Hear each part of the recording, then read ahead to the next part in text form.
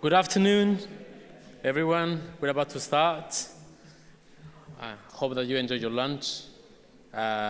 So we continue the program with another sponsor talk, this time from Paolo Bianco from DELL Technologies. Paolo Bianco has worked for several companies from Storagetech to Sun Microsystem, Oracle, and finally DELL. Mostly within the higher education and research market vertical. With 20 years of experience in the scientific, technical computing, and artificial intelligence spaces.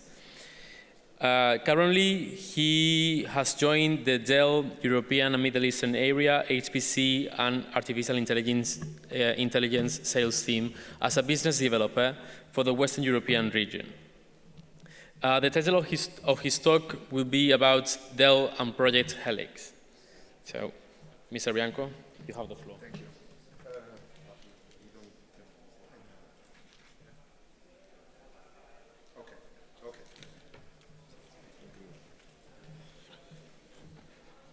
So, good afternoon, everyone.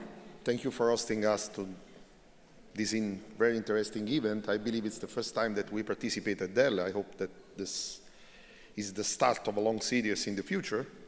For some work reason, I put my photo here, but it doesn't appear. But I swear that I'm Paolo Bianco, in any case. So, artificial intelligence today. I believe some animation is broken. Different topic from this morning, and the buzz nowadays, and the attention and the investment are really focusing on the artificial intelligence. This topic is moving a lot of money, basically for one reason. Up to today, 1 or 2 years before, we have only coped with traditional artificial intelligence that I believe we have experience everywhere. Today, every one of us has experienced some kind of artificial intelligence in the other systems, in the cars, or robots trying to understand what you are saying or what is happening, food processing and so on. Where's the difference? The traditional artificial intelligence focuses on, let's say, a certain number of data points, not big numbers, and try to understand the context. So what is happening, if a product is good or not, if there is a pedestrian or a car or not, and something like this. So it's more focused on identify patterns and what is happening. Now, what has moved all the audience and the money at the moment is the generative AI. Generative AI is a different artificial intelligence that is focused on produce new content from what they are learned in the past. New contents mean graphics, video, images, code. So this is expected to be a real revolution at the moment because this will change the way in the future we produce some content. Not only, I would say, into the research space, but for example, into the content production, media production, drugs recognitions, and so on. And as I've heard this morning, basically the real problem nowadays everywhere is also in coding. So we don't have the right coding experts and so on. We don't have the right number of people, and we expect the artificial intelligence, generative AI, to help with this. Will this replace people? Well, we don't know, but we expect this to give really an end. Today, you can still try some artificial intelligence model and ask, write for me this code that does this thing, and it more or less works. Okay, there's a way to improving, but it works. Now, this is expected to create a big change in the future, with big problems in the future everywhere. Not only from, let's say, I would say the productivity point of view and what we are creating, but also with the old implication in terms of infrastructure, investments, and something, and other things related to the real, let's say, huge usage of the product that the artificial intelligence can keep out. Now, what we as DELL do from the technology integrator system producer's point of view is to watch at this technology and prepare all the infrastructure needed for running the artificial intelligence workload. Look, this is expected to change dramatically the way we cope with the coding, with the computation, with data centers, and so on. Just to give you an idea, ChatGPT-3 model, which is around 180 billion tokens, okay, and this ChatGPT-3, not 4, 3, requires for the first training phase about 25 days of training running on 256 GPU, to give you an idea, each 100 GPU, to give you an idea of the size. So this means that for running this model, you need to have a power farm capable to support this, because you need 450 kilowatt of available power to feed all the machines. You need 265 megawatt hour of power, megawatt hour. So it's, this is changing completely the landscape into the data center, basically, both in terms of systems and in terms of data center infrastructure. Okay, and this is expected to have a real impact in the future. And this is only ChatGPT-3. So if we look at biggest model, probably we need hundreds or thousands of GPUs and very huge amount of power. Okay, so for this reason, we believe that in the near future, the market will split in three, basically, typical users. So very big companies doing training on models, because this requires big investment and big infrastructure that is not available everywhere. Vast majority of users doing pre-training and refining of model. So they start from an already trained model and they refine. This requires from 10 to 20% of the total computing power. So it's more manageable at a mid-range level. And quite everyone doing inference that I'm not talking about within this talk, because inference is doing everywhere. We are integrating inference into our edge products because we believe that inference will be done everywhere on a model already pre-trained and pre-tuned model in that model.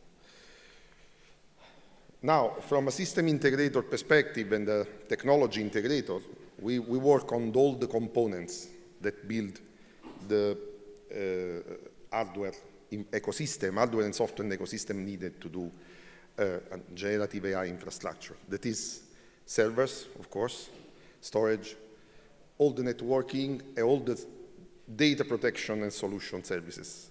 Now, I know you are into the artificial intelligence, into the research space, but we have a lot, for example, a lot of customers working on healthcare, artificial intelligence, and so on. So we need to be sure that the data is treated in the proper way, compliant with the GDPR, properly secured and properly handled.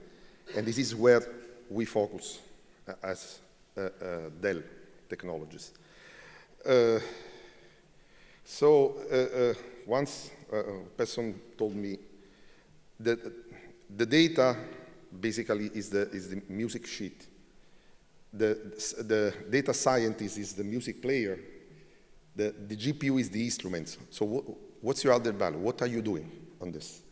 Well, we do everything else necessary to transform a bunch of instruments and players into a concert, basically. There's much more on this, and this is where we focus with the product and the technologies. Now, we understand that it's quite difficult to find, let's say, a one-size-fits-all solution, because it depends basically on what you need to do, what are your budgets and available the power and available system and available data and so on. So in order to speed up the process, the time to market, so to pass from, let's say, a generative AI demand to a working system capable to produce data, we have developed together with NVIDIA what we call Project ELIS. Now, what is Project ELIS? Project ELIS is a collection of validated designs that help the customers to choose and to implement the right infrastructure for their needings. So starting from their needings, we can tailor the infrastructure based on validated design and size depending on your demand or your necessity to do calculations and so on. And work not only in design phase to provide you some hardware and some infrastructure, but also within the model optimization phase and the hardware optimization phase in order to produce, let's say, standard actionable results. So basically, this has been done in order to speed up the adoption of the technology from a customer's perspective and make sure that everything you implement is ready, is supported, and does what you expect the infrastructure to do. Okay? Sorry. Now, this is our portfolio for generative AI. Let me emphasize some things. I will show another slide later. We have created a complete family of products aimed to artificial intelligence workloads. So it's not a standard server with GPU inside. Okay, we have standard server with GPU inside that can fit some tuning workloads or specific workloads. We have created a complete new family of products for artificial intelligence workloads. Of course, in partnership with NVIDIA, which today has the best, let me say, weapon system. I mean, hardware and software together, the kind of weapon system capable to handle the generative AI workloads better than anyone else at the moment on the market. Maybe not in terms of computing power, because this morning colleagues from AMD has shown different numbers on computing powers. But you know, in Italy there was a TV advertisement saying, "Power is nothing without control." So they have the right software ecosystem running on the hardware ecosystem in order to provide the better result. So we basically worked with NVIDIA validating a kind of solutions, including all the necessary hardware, all the necessary software, complementing this solution with other software solution coming from DELL from the management and data security perspective.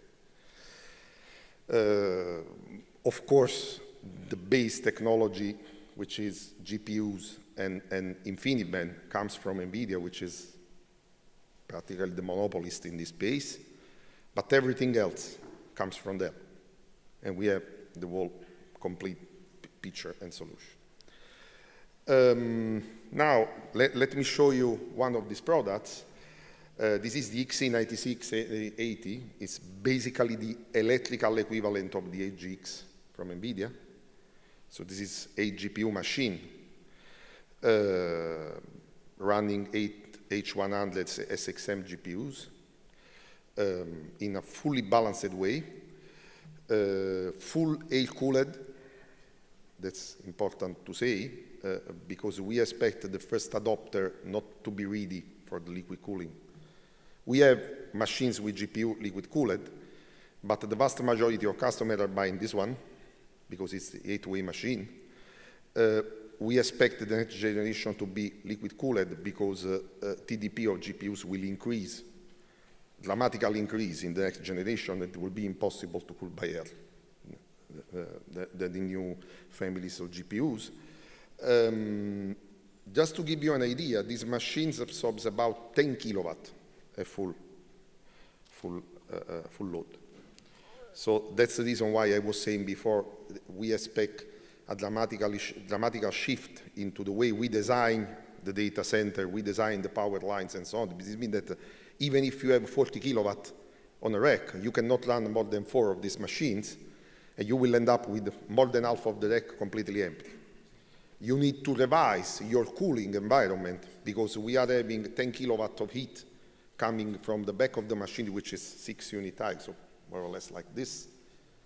So in a rack, we have 40 kilowatt coming on a surface which is a third of the rack. This requires to redesign the cooling system of the data center if you want to implement a, let's say, compute farm for the calculation. Of course, we have other platforms capable to run PCI Express cards and for inference or for, let's say, p-tuning or refining of the model.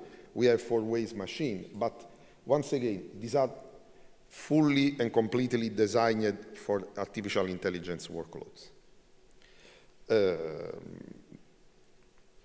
In complement with this, we have storage solution fully designed in let's say, in the architecture and in the components to support artificial intelligence workloads. Look that the expected I/O pattern for artificial intelligence is completely different from every other I/O pattern happens in the market, even from the HPC I/O pattern, usual HPC I/O pattern you can see. Artificial intelligence requires completely different storage machine with different, not with different performance itself, but with the capability to handle different, let's say, access pattern to the data. A capability to scale horizontally and even to migrate the old data in another position where it's less expensive, but we can recall if the case. Because usually an artificial intelligence workload starts and makes some training for 10 days, 20 days, and so on. Then it needs to do refining with new data. But we need to have the old data available because the workloads need to access some old data to, let's say, confirm the weights into the model. So we need different machines. We can provide different machines, especially tailored for the HPC space. This has been designed properly for these workloads. This has been tested in our labs. We have labs in the United States and in Europe available, so I encourage any of you having any needs. You can come to the labs and talk with our expert and check if your assumptions are real or if the sizing are good or not, or if we need to change something somewhere, and have an idea of the investment and of the infrastructure needed in order to run this. Okay, so we can start from the sizing, starting from the size of your model, and try to find a way to manage all the dependencies, how much the system absorbs, how much space do you need, how much storage, which performance do you need on the storage, and so on. We can do everything on this. So I encourage any of you having any needings to talk with the local team here, and we can manage this part. We partner with NVIDIA, with the software ecosystem, so NVIDIA is providing exactly the same software stack that they run on their system, on these machines, which basically works exactly in the same way. Okay, so all the IE enterprise licensing, all the NEMO software stack, all the base command, sorry, was saying bright command, which is basically the same product. Everything is available on our systems and can be run as well. Moreover, we have added on our system some security features in order to be sure to secure the access, the data, cryptography, and so on, which I believe that today not all are available on the market, frankly speaking. And that's important when you are working on certain kind of data, basically. Now, this is a part of a strategy. Okay, it's not a project, so a collection of white papers that, by the way, are public. So if you go on dellhpc.org, the vast majority of white paper, performance tests, reference architecture are available, so you can go and have a look. This is a part of a strategy. So the strategy is to provide all what is needed from an infrastructural point of view, and to complement this with consulting services, with collaboration with the vendors, and collaboration with the technology manufacturers. I encourage any of you to have a look to these pages. You will find very interesting results, especially if you take into account that the same result can apply on the same NVIDIA machines, basically, because the hardware is the same. All NVIDIA machines are x86 machine with 4-way or 8-way GPU, so the results are exactly the same. So I encourage you to give a look and make your conclusions, let's say. This is a strategy that DELL has in this space. We aim to become the technology provider of choice for this kind of workloads, okay? We cannot provide the technology because technology is from NVIDIA, is from AMD. We provide everything else needed for the concept, basically. So I encourage you to contact the local team and work with them on this.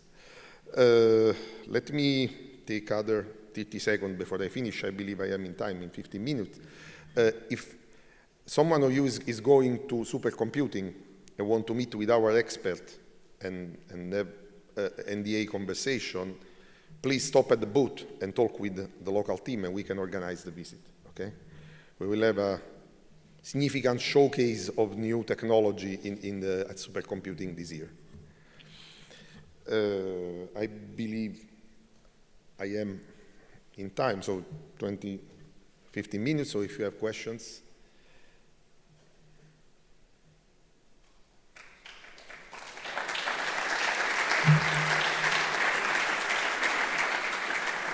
Yeah, thank you.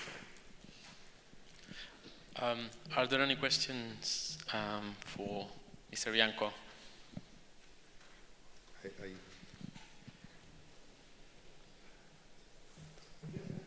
Oh, sorry. Sorry.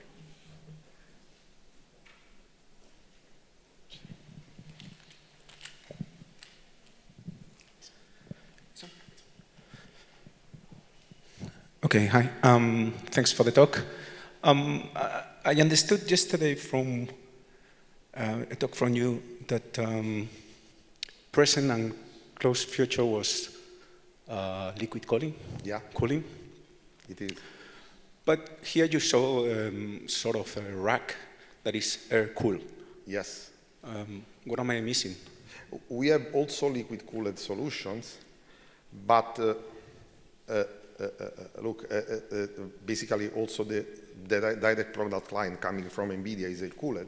We believe that at this moment, the liquid-cooled ecosystem, just like I said yesterday, is not mature enough. There's no standard. Basically believe that the vast majority of customers will end up with air-cooled with the machines. The new generation of products will adopt extensive liquid cooling, but again, for technological reasons, it will be impossible to air-cool these machines anymore. And also, if we look at I would say the efficiency of the calculation, I know that adding fans lower the efficiency because you have the power draw of the fans into the system, but the vast majority of power draw goes into the calculation with GPU machines, and the fraction of power loosened with fans into a system becomes, I do not say irrelevant, but not so much relevant. I mean, if you have 500 watt fans in a 2 kilowatt machine, that's 25% of total power draw. If you have 500 watt in a 10 kilowatt machine, it's 5%. So it doesn't work to go liquid cooling if you can go air-cooled. If you cannot, because you cannot cool a 1.5 kilowatt chip with air, neither if you have a very big heatsink, just like I explained yesterday, the only way is go liquid cooling. And we expect this to happen in the next generation or two of products. Okay. I have a question. Yes, hello. Yeah, I have a question. Okay. Oh, sorry. Yeah. So you said that you will include inference. I understand logical inference in your system, but how come this inference can be consistent if every time, every round, the system will generate different results? So do you have any proof of consistency or reproducibility of the result of a prompting that can be, let's say, feasible to be trustable? With the word inference, I mean the inference of a system starting from a training model. So I know that the inference can change, and that's the reason why, sorry. Not the inferences that change, is that every time you prompt the machine, you will get a different answer. I so know. Those machines are not useful for doing real science because you will, every new generation will get new data, so that's not consistent. So Let's say I basically agree.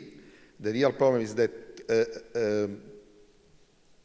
basically the artificial intelligence try to mimic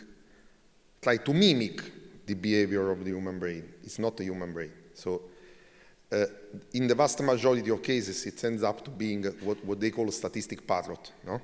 So you have different results. If you try ChatGPT app on your mobile, I made a joke of this yesterday evening with colleagues, and say, please sum for me, multiply for me these 6 numbers, two ciphers numbers, so 28, you get 5 different results every time. But that's not the problem of a wrong inference of a wrong model. It's a problem that the number is just the most probable outcome of what the machine has learned in the past. So what the research and the world aims to do is to find a way to train a model where we don't have a deterministic behavior. These things makes me crazy that we have a binary machine responding to the law of physics, so everything should be deterministic, and we don't have a deterministic behavior, basically because I believe that we don't have the right mathematics for this, okay, at the moment. So it's not modeled, or it's modeled in the wrong way. But I agree with you. The idea is to refine the model and create, let's say, vertical specific model. If we adopt a model for natural language processing and want to make him to do calculations, probably that's not the right model, and that's the reason why we get 5 times different and wrong. No one of these numbers is right if you try. They are all wrong. So what we do, what we expect, that's the reason why we expect big model trained, because in order to train a big model, maybe BSC can do this, but standard research system, probably they don't have the money or the power to build a 1 megawatt power plant and pay for 1,000 megawatt per hour of computation for a single model train. So we expect to have a big model trained, game for big. It's a game for big. And a bunch of researchers refining the model and tuning the model in the specific vertical. We are at the start of this new science, which is not new. Okay, the artificial intelligence is out since 1950, I believe, 1960. I don't want to be wrong. But it is the start. They expect to have a model that can be refined in the future, and that's where we are playing.